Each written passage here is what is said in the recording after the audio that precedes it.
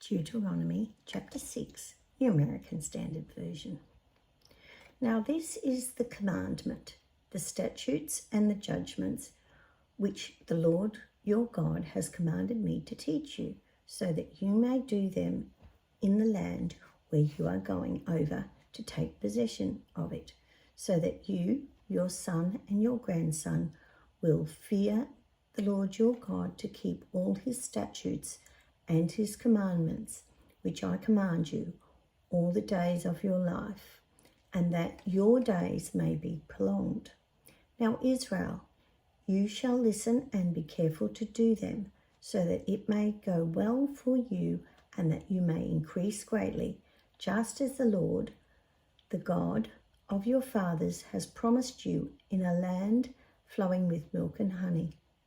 Hear, Israel, the Lord is our God, the Lord is one. And you shall love the Lord your God with all your heart, with all your soul, and with all your strength.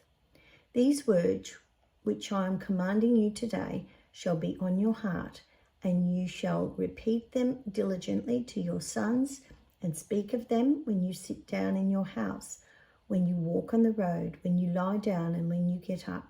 You shall also tie them as a sign to your hand, and they shall be as frontlets on your forehead. You shall also write them on the doorposts of your house and on your gates.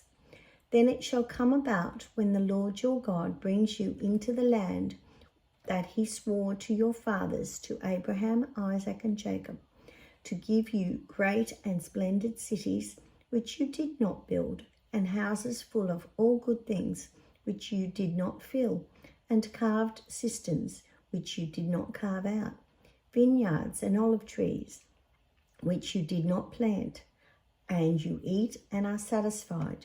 Be careful that you do not forget the Lord who brought you out of the land of Egypt, out of the house of slavery. You shall fear only the Lord your God, and you shall worship him and swear by his name. You shall not follow other gods, any of the gods of the peoples who surround you, for the Lord your God, who is in the midst of you, is a jealous God. So follow him, or else the anger of the Lord your God will be kindled against you, and he will wipe you off the face of the earth. You shall not put the Lord your God to the test, as you tested him at Massah.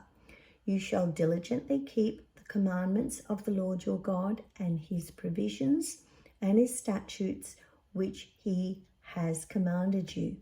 You shall do what is right and good in the sight of the Lord, so that it may go well for you, and that you may go in and take possession of the good land which the Lord swore to give your fathers, by driving out all your enemies from you, as the Lord has spoken. When your sons ask you in time to come, saying, what do the provisions and the statutes and the judgments mean, which the Lord our God commanded you? Then you shall say to your son, we were slaves to Pharaoh in Egypt, and the Lord brought us out of Egypt with a mighty hand. Moreover, the Lord provided great and terrible signs and wonders before our eyes against Egypt, Pharaoh and all his household. He brought us out of there in order to bring us in, to give us the land which he had sworn to our fathers. So the Lord commanded us to follow all these statutes, to fear the Lord our God for our own good always, and for our survival as it is today. And it will be righteousness for us if we are careful to follow all the commandment before the Lord our God, just as he commanded us.